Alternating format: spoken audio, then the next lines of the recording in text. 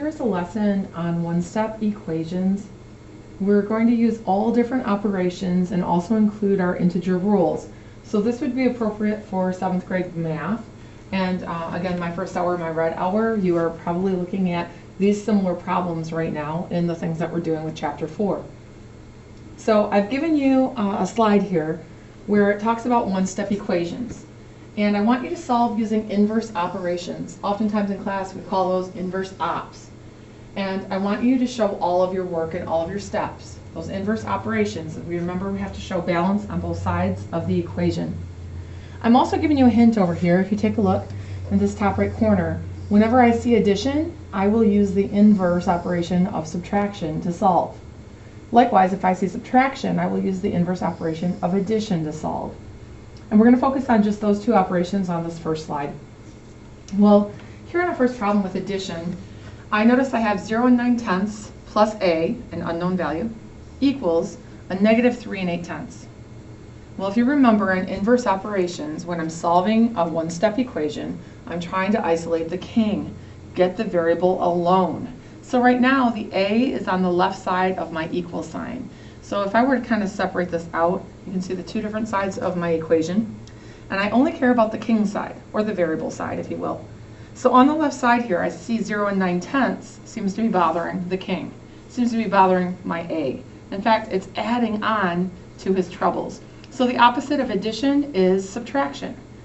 What would I have to take away from 0 and 9/10 to make it disappear? Oh, the same value. The opposite of a positive 0 and 9/10 is a negative 0 and 9/10. Or the opposite of addition is subtraction. Now remember, in inverse operations, we need to show that on two sides of the equation. We need to show balance in the kingdom, is what I oftentimes call it, or balance in your steps. So if I show it on the left, you must also show it on the right. So on the right side, please notice I'm taking away exactly the same value. And oftentimes I will draw this equation bar showing I'm working with two different expressions, two different sides of my equation to try to keep that balance and to try to isolate the variable. Well, on the left side I notice that these two values are going to cancel out. It is okay to write that you're going to get a 0 value here. And if you notice, you'll still have this 0 plus a, or the variable. On the other side, I have a negative 3 and 8/10 and a negative 0 and 9/10. If I were to look at the rules for those, thinking integers, this is same signs, add and keep. They're both negative, so I know I'm going to get a negative answer. Well, if I combine these, I notice I'm going to get 17 with a little regroup here, and 3 and 4 makes, 3 and 1 makes 4. I can bring down that decimal. It looks like I've simplified both sides now. And again, I used inverse operations to get the king alone. I oftentimes will say, well, how are you going to keep the king safe? You need a drawbridge. We bring down that equal sign. Well, the next thing we need to do is just a cleanup step. What I really want to see is my variable alone. Well, this 0 value, I don't really have to show it, do I? I can take that right out of the equation and just show you a equals a negative 4 and 7/10. Final answer. I'm going to show you another example of inverse operations with a fraction equation, an equation involving fractions, and still using the operation of addition. So let's give that a try next. So I tried to delete that. There it goes. We're going to trade out our equations. I have another one ready for us, which involves fractions. So the same rules will apply. Your goal is to get the king or the variable alone or isolated. I'm going to find that equal sign and I'm going to separate the two sides of my equation instantly. So I can pay attention to where the king lives or which side of the equation is important in this situation. Well, there's no variable on the left, but there is a variable on the right. I need to tune in to the right side of my equation. In fact, I need to get my king x alone or isolate the variable x. To do that, I notice that they're adding 2/3 to my poor variable. Well, that's not okay. The opposite of addition is subtraction. And what should I take away from 2/3 to make it disappear? Oh, I take away the exact same value that I saw there. The opposite of addition is subtraction, or the opposite of a positive is a negative. But remember, if you do that to the right, you must do that to the left. We're going to try to keep balance in our kingdom or in our inverse operations. All right, we're really ready to simplify. So I have a little bit of a challenge here on the left. I have thirds and fifths, which cannot easily go together unless I get a common denominator. So I think I'm going to turn those both into 15ths off to the side. I can see that 5 would multiply to 15 using a rule of times 3. And if I do that to the denominator, we'll use the same in the numerator. Looks like I'll get 3/15. Well, if we look at this negative 2/3, or this 2/3 that I need to subtract, I need to multiply by 5 in the top and the bottom. It looks like that would get me 10/15. But be careful, this was subtraction, or the same as calling this a negative value. So if I had 3/15 and you wanted to take 10/15 away from me, I know we're moving into negatives. I know that's going to get me a negative 7/15. Looks like on the left side of my equation I can plug in that value, negative 7/15. So I'm really just using my inverse operations and my integer rules combined at this point. On the other side of my equation, well, this positive 2/3 and this negative 2/3, they cancel out. I could write a 0 here. They're gone. There's no value to show. But I still have this awesome variable x, and I still have this addition that's happening. Well, how are you going to keep the king safe? How will you show me that the variable has been isolated? You'll draw me an equal sign. Oftentimes I call it the drawbridge. Now this is not a final answer, but you're really close. There is something here that we can clean up. Is there any value that we could eliminate, some extra notation we don't need? Oh, that's right. We don't need this 0. So I really could write negative 7/15 is the same as the value for x. Now this won't be a final answer either, because if you think about it, the king should always come first. We always like to show the variable value first. So we're actually going to rewrite this, and we're going to say that x is the same as negative 7/15. This is a more algebraic answer, a final answer, showing that the king of the variable comes first. All right. You could always check your answers. You could always plug these back in to see if they check out. So that's called substitution or evaluation. I'm not going to show you that in this situation, but I do want you to keep in mind, if you're not sure that your answer looks reasonable, plug it back in and do a double check. Next, we're going to take a look at our subtraction. So if I'm given subtraction problems, I'm going to have to use the inverse of subtraction. So let me look up top. The inverse of subtraction is actually addition. All right, I'm going to find that equal sign. I'm going to split my equation into two sides, two important parts. And I notice on the left, this seems to be where the variable is located. This is where the king lives. His castle's on the left this time. So I really only care about the left side of my equation in this problem, because it's a one-step equation. I find the variable and I start there. Well, if you notice, they're taking things away from my king. They're taking away 12 on the left side. Well, that's not acceptable. We need to do the opposite of that. I think we shouldn't take away 12. We should add 12. The opposite of subtraction is addition. Now remember, if you do that to the left, you do that to the right. And I'm showing it right underneath this negative 80 because those are both constants. They line up pretty nicely. I'm going to draw an equation bar here showing you that I'm going to simplify the two different sides. So what happens if I have 12 taken away and I give 12 back? Or maybe someone out there says, I'd rather see that as change a minus to a plus, change the sign of next. Or a negative 12 plus a positive 12. Oh, they'll cancel out. So on this side, I still have my fabulous variable. I still have some addition and maybe the value of 0 if you write it there. On the other side of my equation, notice I had negatives and positives. I'm going to have to use the rule of different signs subtract, my integer sum. Okay, so off to the side I'm thinking 80 take away 12. Well, I know 80 take away 10 would get me 70, but I have to take away 2 more. Mental math would tell me that should get me 68. Be careful. That's not quite accurate, is it? It's close. I know 68 plus 12 will get me back to 80. But what happened here? Oh, I forgot to keep the sign of the farther number. There were more negatives than positives, so this should be a negative 68. Now, hold up. We're almost there, but I'm afraid that the king is in danger of this negative 68 attacking at any moment. We don't want the villagers bothering the king again, so we need to make sure we give a drawbridge or an equal sign. One more step would say let's clean this up a little bit. We can take out this unnecessary notation. That 0 isn't needed. We could just say the value of m is negative 68. Final answer. Notice my variable comes first, so there's no rewrite needed. And maybe we'll get out of the habit of writing the 0 here. I just want you to see where that's coming from and how we can clean it up to make it look a little more algebraic, a little less notation needed. The last subtraction problem I have for you is hiding down below here, so let's find it. And it's a decimal problem, just getting you to think about these integer rules as they apply to fractions, decimals, and inverse operations. So here we go. I'm going to find the equal sign. That drawbridge is pretty important. It separates my king from the villagers. All right, which side does the king live on, or which side would we locate the variable? Looks like this variable's on the right. I notice that the x is being bothered by this 4.31, or this 4 and 31 hundredths. This is not okay. What is that 4 and 31 hundredths doing to my poor variable? Oh, I see subtraction. If you remember, the inverse of subtraction is addition. What would we have to add back to this value to make it disappear? Oh, the exact same value, but make it positive, or add it on. If I do that to the right, I do that to the left. So we're going to add 4 and 31 hundredths to the left also. I'll draw my equation bar here so that we can simplify the two sides. And on the left, notice I tried to purposely line up my decimals. We do that when we're adding and subtracting. And we might need to put a 0 back here just so that we have things in alignment. Looks like I'm going to get 14 and 81 hundredths. It's going to be positive. These both were positive values. Same sign, add and keep. On the other side, well, I noticed something. Even if I change a minus to a plus, change the sign of next, these two values are going to cancel out. I could write a 0 there. That's a good thing.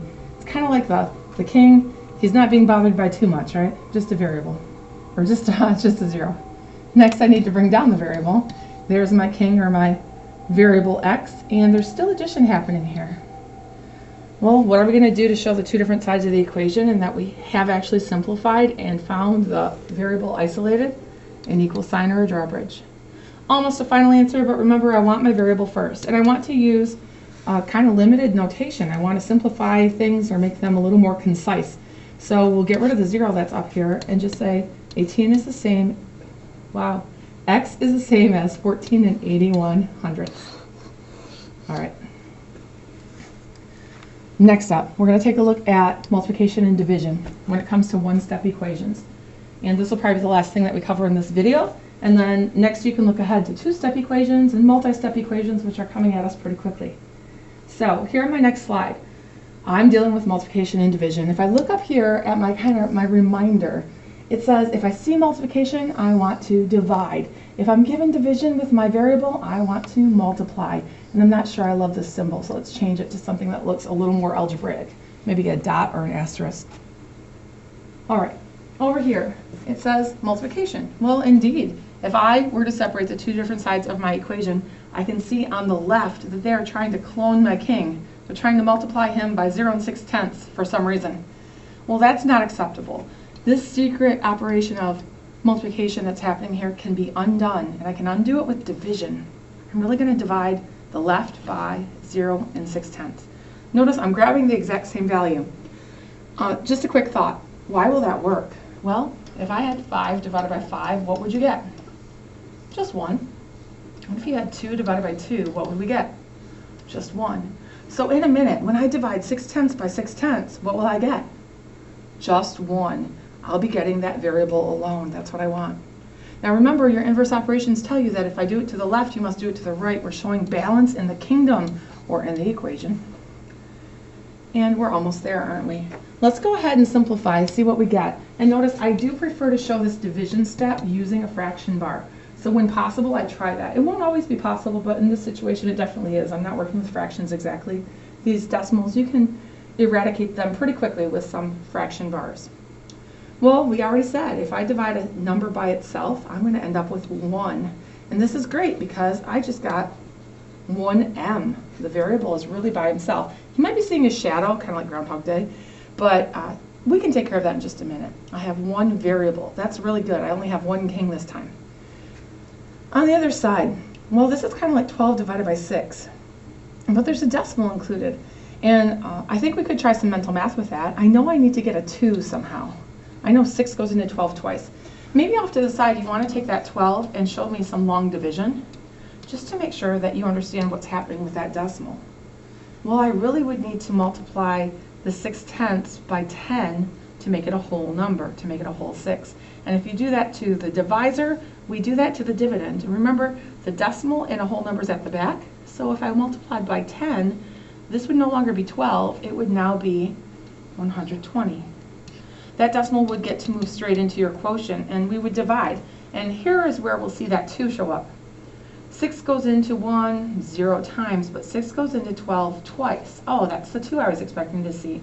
And 2 times 6 is actually 12. When you subtract, there's nothing left. But there's this extra place value back here, and that's going to affect that 2. It's going to change it a little bit. So 6 times something is 0. In fact, it's 0. So instead of just getting an answer of 2, it looks like I'm getting an answer of 20. Remember your drawbridge, your equal sign, it keeps the two different sides of the equation happy, and more than anything, it isolates your variable. We'll just do a rewrite step. We take away unnecessary notation, so we can imply this coefficient of 1. We can actually remove it, and it means the exact same thing. I only have one variable shown here. I only have one m to work with, so m equals 20 is the final answer. All right, we're going to try another one of these problems involving multiplication. And remember, when we see multiplication, we can undo it with division. So looking at this next problem, this one's interesting because the king's moved. The castle, it's not on the left side this time, it's on the right side. So if we look over here, I notice that there is a -4 being multiplied. Notice that secret notation here in algebra land, being multiplied times my king. Well, not only are we trying to get 4 kings in this situation, it looks like, they're trying to make them grumpy or negative. This is not okay. When I see multiplication, I will do the opposite or the inverse. I'm going to divide. Now, I want to caution you here. We didn't really talk about these a ton in class, and they're coming at you really quickly now. If I divided by a +4, yep, I definitely know 4 divided by 4 gets me 1. But do you see this negative out front? What kind of king would you end up with? Well, it looks like he'd be really crabby, or maybe negative. So what would I need to divide by to get that king all alone with no negatives? Oh, we'll divide by a negative value. I need to divide by the exact same thing to make it a +1. If I do that to the left, oops, actually, if I do that to the right, in this case, I need to show that on the left. This is that balance that we're asking for, that balance in the equation. Well, we talked just a moment ago, I really know that this fraction bar is showing division. And we could really show some long division off to the side so that we don't ruin our organization. And see how many times 4 goes into 52. 4 goes into 5 once, and 1 times 4 is 4. When you subtract, you're left with 1, and you can bring down the next place value so that we have 12 divided by 4. And I think we'll get 3, because 3 times 4 is actually 12. This 13 really replaces this 52 divided by 4, doesn't it? So I'm going to write 13 here for a quick minute, but I'm going to also caution you. Sometimes in my long divisions, I don't grab all the details. Sometimes I just show the quick math. But this is really a -4. So if I have a positive divided by a negative, I'm going to get a negative response or a negative value. I really need to make this a -13. On the other side, if you remember, we said that a -4 divided by a -4 will get me a +1. I'm going to get one happy king, or one variable of x by itself. Bring down that drawbridge, show me that equal sign, show me that we're isolating the variable and keeping him safe by himself. Well, we can remove some unnecessary notation here. Remember that 1, it's kind of like the king seeing his shadow on a sunny day. So we'll help you out, king. We will take away that coefficient of 1, and we'll just call you x. Not bad, but not perfect, because we know that the variables should always come first. Sorry, students, if the king walks through the door one day, I might pause class and make him first. All right. On the other side, if you notice, there's something different happening here. It looks like they're trying to divide my king into pieces. They're trying to split him into 7ths. This is terrible. Secretly, I see some division happening on the king's side. Well, if they're going to try to divide my king, I'm going to look up here at my rules and say, oh, if there's division, we use the inverse of multiplication. But what would you multiply by to get this 7th to disappear? It might be helpful in this situation to show this is really 1x over 7. So if I wanted to multiply, the opposite of dividing by 7 is multiplying by 7. And I might want to write that as a fraction, maybe 7 over 1. If you do that to the left, you do that to the right. So on the other side, I have 9 times 7. You might say, well, why didn't you write it over 1? Well, notice this 9 is a whole number, so that 7 could be written as a whole number on this side. That doesn't bother me too much. If you don't like it, make everything fractions, but I think it'll work for me. All right, next step. If we simplify a little bit, notice this 7 and the 7, they cross simplify, don't they? And 7 divided by 7 again gets you 1. This is beautiful because when you multiply right across, then 1 times 1x gets me 1x. And 1 times 1 in the bottom gets me 1. And on the other side, I know 9 times 7 gets me 63. And we'll use a drawbridge, or of course an equal sign. There's some unnecessary notation in this problem right now. These 1s really would simplify to just 1. I could just write the x all by himself. We've isolated the variable. Our goal when we are simplifying or using inverse operations. So be careful. I also want to show you this, that when you are dividing, you see how it kind of builds out towards the sides? We have to kind of use a sideways notation with our inverse steps. So for that reason, you want to give yourself a little extra room. I wouldn't want to call this number 2 or something, or number 3 right on my worksheet and then run out of space. So for that reason, give yourself a little extra room on these. I'm going to look at one more inverse operation of division with this next problem. And I gave us some fractions on purpose because you're going to see some of this happening. Another fraction, meaning this variable is being divided into 4 pieces. And this one's a little trickier because there's a negative sitting here. All right, so let's think about what we could do. First, I need to decide what side does the king live on. Well, there's no variable on the left, so let's tune in to the right. And notice they're dividing my king into 4 pieces. Oh, no, you don't. The opposite of division is multiplication. And what would I multiply by to get that 4 to cross simplify and go away? 4, of course. And I could write that as maybe 4 over 1. This would be awesome. But if I decided to do this and cross simplify, what would still be sitting here in front of the value? A negative sign, a grumpy variable, a grumpy king. Nobody needs this. So we need to change what we're multiplying by here.